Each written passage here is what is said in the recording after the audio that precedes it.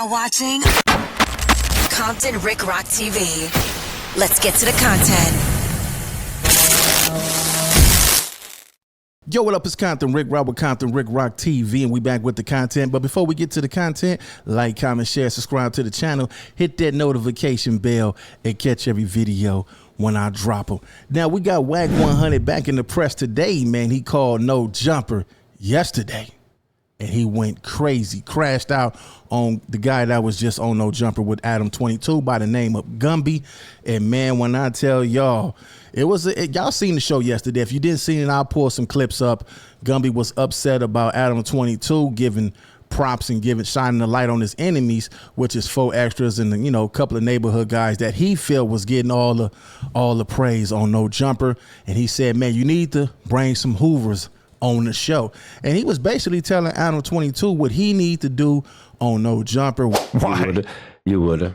I let people say anti-gay shit on here all the time. Oh, I'm not really a fan of your show. You know what I'm saying? I feel like you need some whole Hoovers up in here. Because, like, you can already salt the shit all the way up. These dudes. Like, on my mama. And then on top of that, wait a minute. Hey, like, how do you support rape? What are you talking about? You support rape. You support rapists. Who? You. Who? You. Who, though?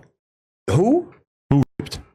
Didn't 4 Extra say he knocked somebody out and put carrots in their butt? WACK wasn't feeling that. WACK said, man, this is our show, and I need to be there present when you got gang members on the show, because I feel like they wouldn't pull this if I was there. And on 22, he feels some type of way. He said, you know what? I really don't feel like that. I just feel like, man, we need to run the content. And to me, I know exactly how to deal with you gangbangers. I've been doing it for so long. But anyway, let's get to this content. This is WACK 100. He calls no jumper and crashes out about the Gumby and the 4 Extra situation. Let's go. Show we have an official opinion. Hey, yo, WACK on the line. This conversation, like, Adam, check this out, bro. Never again do you allow a motherfucker to come in our building and think he can sit in there and question you and tell you who you supposed to be doing business with. You're talking about 4 Extra? Gumby shit is fucking disrespectful. Why you? Hey, we live right now, by the way. You talking about the Gumby interview? I don't give a fuck about nothing. I just didn't know if you knew. I don't give a fuck. Whatever I say once, I'm gonna say twice. Everybody know that. First of all, dude talking to you about homosexual shit, right? Nigga, did he forget who in that room with you? Everybody in that room know where I'm finna go. Nigga, you had his homies online performing fellatio acts on one another, putting on fucking lace pantyhose and rubbing oil on their body. It's online. So how do you let a motherfucker come in your building, right, and tell you who you not acknowledging and who you supposed to be doing business with? Hey, listen, Adam, I'm making an executive call. All gang members gotta be submitted to the table, and us as a whole, we talk about it. Now, this is the part right here, man. I guess the guy named Gumby, he had a homeboy named Hawk, which we would get into that content a little later on in the video. But, you know, they saying that Gumby, he was involved in some activities. Now, me personally, if I wasn't there, I don't speak on it. I don't too much go off what I heard. I have to physically be there to see that or to know what actually happened if I was there. If I wasn't there, I don't speak on something like that. That's just how you brought up, man. You know, you get hurt real bad speaking on stuff like that. Now, what's on the internet that we see that WACK might be talking about, then hey, that's on the internet, man. That's just some content stuff. But we're gonna get exactly into who this guy is right here that Adam 22 was sitting across doing that interview by the name of Gumby from Hoover. Let's get back to this though. It seemed to me they feel like if they press you, they can get in there. Nah, start blaming WACK. Because I'm tripping on this dude right here. Damn, you ain't feeling Gumby, huh? Yo, everybody got to go become members and check out the Gumby interview that I did. WACK ain't feeling the energy. Me personally, I thought it was good content. I'm going to sit down with somebody that got issues with me. We're going to make a movie. Did y'all hear what Adam said? Adam said WACK wasn't feeling that, but to me, it's not an issue. We gonna sit down and make a movie. Now, in Adam 22's mind, he looking like, I don't care about nobody being a gang member, because Adam really don't know how serious some of this stuff is. just so happen the game bagging guys that have been to No Jumper, they all want to be what? Content creators. Because if they didn't, they wouldn't be on the internet in front of no camera. They'd still be in the streets. But a lot of those guys come from that background, still had that mentality, and there's still some dudes that's out here that don't want to be entertainers. But these guys are still dangerous and have a dangerous path. And I think if the right thing click in their brain, they might can go back to that old them. Let's get back to this though. Little Hawk from Hoover on Pyro just told me that Gumby was being forced to perform fellatio on one of their G homes. All right, man. Listen, you got to come with receipts if you're going to say some shit like that. Wack, it was good talk. All right, so now we going to get exactly into this guy they talking about. It seemed crazy how they talking about it right now, but this guy right here is definitely how can I say this? He was with the business, man. Let's get to this. Welcome to Hood War Stories. In this episode, I'll be discussing the life of Gumby. Reggie Gumby Cole was still in grade school when he moved with his mother and siblings from Louisiana to Los Angeles. They shared a 2-bedroom apartment in the Death Alley section of South Central, a dangerous strip in South Central that has the highest homicide rate in the county. As a child, he idolized his older brother, who's from the 9 Deuce Hoovers, the local gang that had their neighborhood in a chokehold. Reggie's older brother would protect him from the neighborhood bullies. Growing up, Reggie was described as a class clown, an animal lover, and a good friend. His older brother was a few blocks from home one night when he was shot to death at the age of 15. Reggie was 10 years old. When his older brother died, Reggie inherited his friends and his enemies. He also took on his brother's gang name, Gumby.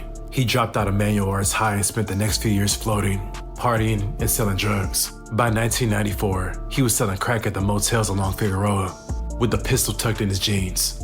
He occasionally bumped into his friend Obie Anthony, a fellow 9 Deuce member who also sold drugs down there. Up to this point, Gumby had never been in serious trouble, but that all changed after the night of March 27th, 1994. Felipe Angeles had gone out for beers with his 2 friends Victor and Luis when he asked to stop at Johnny's house to see a woman named Melinda. Johnny's house was a brothel that was located on 49th and Figueroa Street, ran by John Jones. This pimp/ex-felon ran an efficient operation. He managed to schedule up over 20 working women, firing those who were later caused trouble, and provided amenities like condoms and packs of cigarettes to his customers. Felipe was 29 years old at the time and had recently came to LA from Mexico, where he had a wife and 4 kids, and found work at a factory attaching cloth covering to stereo speakers. So that night, Felipe was looking to have a little fun. He walked up to the locked door and asked to see Melinda. The man standing guard said that she was busy and to come back tomorrow. As Felipe returned to the car where his friends were, 3 men accosted him. About 10 seconds later, 5 to 7 8 gunshots rang out. By the time detectives arrived, Felipe's body was cold dead in the street face down. He had been shot once in the back. His 2 friends were at the hospital being treated for their injuries. Victor was struck in the chest and ankle, and Luis was shot in his legs. Both survived. Their blue Mazda was shot at least once, and a bullet had shattered the windshield of a car parked on the street. At first, detectives had little to go on, but weeks later, a tip led them to Gumby and Obie. The 2 were in jail when they learned they had been charged with murdering Felipe. All right, let's stop right here. Now, allegedly, this was a crime that they say that Gumby committed, right? Now, he was also, if this is true, he was also good with that trigger finger. Because I said in the beginning he was with the business, but I say, man, some of this stuff is mental problems. A lot of guys that you think in the neighborhood, they be cold gangsters and cold, but they be really having mental issues. They don't know that. But we're gonna get back to this content, man. This is the guy that was sitting across from Adam. So just to give y'all a clear indication of who this guy is. At trial, they insisted they were innocent, and their defense attorney argued that they were home hungover after drinking heavily the night before. No physical evidence connected the pair to the crime. The prosecution's case relied almost entirely on eyewitnesses who identified them as the shooters. John was the star witness who said he was sure that they were the men he saw. The verdict came back guilty on all counts. Gumby and Obie were given life in prison without the possibility of parole. When Gumby first got to prison, he made an effort to be a model inmate. He made his bed every morning and was always prompt for count. Calipatria was often described as a money prison. It was swarmed with unchecked violence, and drugs were rampant. Eddie Clark, also known as Devil, was a shot caller among the black inmates at the prison. He was also a respected elder in Gumby's old gang and neighborhood. 2 years after he entered prison, Devil fell in love with a correctional officer at that prison. When she quit her job, she would visit Devil.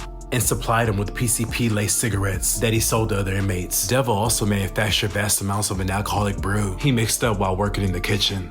As Devil's substance abuse worsened, he became excessively violent and sexual with other inmates, taking dudes' manhoods left and right.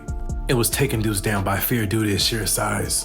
The Hoovers tried to stage an intervention because he was completely out of control. On the morning of November 28th, 2000, Gumby had already known revenge could be on its way. He had refused an order from Devil to take the fall for a higher-ranking inmate who was caught with a knife.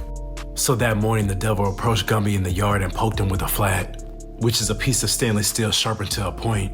Ooh, that's one. Whoever made that, they knew what they was doing. This right here is one that's called a flat. You get that out them. I ain't gonna tell them how they get it, but anyway, man. Yeah, man. I remember them things right there. And whispered to Gumby, "Nigga, you my bitch now." Gumby went off to nurse his wounds. The guards didn't notice the attack, and it was common for inmates to withhold details of a Devil attack. Another one of Devil's victims had told guards that he was stung by a bee. Gumby knew Devil would come after him again. Gumby then dug up a knife from the yard that he fashioned previously and hid it in his pants. Minutes later, Gumby did a full sprint across the yard and leaped over a guard and dug the knife into Devil's neck. Devil died on the spot and blood was scattered. And for the second time, Gumby was charged with murder. This time he was subject to the death penalty because of the 1995 conviction. It drew the interest of the California Innocent Project, which reviews inmates' claims of wrongful convictions. The California Innocent Project filed a corpus petition to have Gumby's murder conviction thrown out. The group argued that John, who had a previous conviction for manslaughter and was a police informant, fabricated most of his testimony. After 16 years in prison and 10 years in solitary confinement, Gumby was free. And finally free after serving 16 years for a crime he didn't commit. This is Reggie Cole. He actually walked out of a California prison over the weekend, thanking the California Innocence Project. Well, he might not did that first one, but he damn sure did something that's way colder than that first one. See, a lot of dudes, man, they go get that firearm and they're shooting with their eyes closed and get lucky and hit something. Do you know how much heart that you got to have to run up on a dude and hit him in the neck? Now, what they said happened to dude, that ain't really my business. I'm not from his hood or anything like that. That's their hood business. I don't want to bring all that to the internet. They got enough of that going on with themselves. They do that on their own. Y'all can go search the internet and find that. But what I'm saying on this one right here, this is the dude that was sitting across from Adam. It just so happened he probably want to be a content creator now. He want to be in this content space. It doesn't seem like he's still in the streets doing anything, at least that what we see on here. But this dude right here was somebody that would put a shank in your neck. It take a lot to do that. And law school students who worked diligently on his case. Attorneys were able to successfully argue that Cole's 1994 murder conviction was based on evidence that was simply fabricated. It takes, again, a very special, strong kind of person to make it through 16 years of incarceration and keep fighting for their freedom. The only way I can think to repay them is to go out in society and prove that I've spent these last 16 years preparing myself to be free. Cole's life sentence was actually thrown out last July, but he still had to finish a manslaughter sentence for killing a fellow inmate. He now says he wants to get his GED and study the law. Ladies and gentlemen. Yeah, y'all can go on over here. What's this? Let's get back to the channel.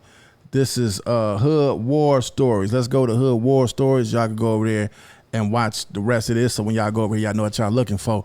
But man, yeah, man, No Jumper, man, they done had some active dudes that didn't sit up in that building, man. But like I said, a lot of them just want to be in this content space now. I don't think they really tripping too much off of this type of behavior right there. But just to let you know, this is to let you know what type of people that you have in there. So while y'all be in there thinking that, man, it's just a content space, man, y'all say the wrong thing or do the wrong thing, a switch just might flick off in their mind and take them back to that, because they know how to do that. And anybody that's running up on you with a shank is way colder than anybody running up on you with a pistol. That's easy. Going up on somebody with a shank, that it takes some heart to do that. But we're not going to glorify any of that. We just letting you know what type of people that be going on here. And it could definitely get crazy, because I'm going to tell y'all something. When you go up in No Jumper, they do have the metal detectors. They can't find you can't go in there with a pistol. But when it comes to a shank, it don't have to be metal. It can be plastic. And if you've been to prison, they know how to get that plastic up in there. It's several ways to get that plastic up in there. And that could be just the weapon that they need, hit you in the neck and lay you down. So you got to be careful, man. I'm telling y'all, man, some of these dudes are really more dangerous than you think they are, man. It's Compton Rick Rock with Compton Rick Rock TV. Leave your thoughts in the comment section. I catch all of y'all on the next one. Like, comment, share, and subscribe to the channel, Compton Rick Rock TV. Also, hit that notification bell and catch every video when I drop.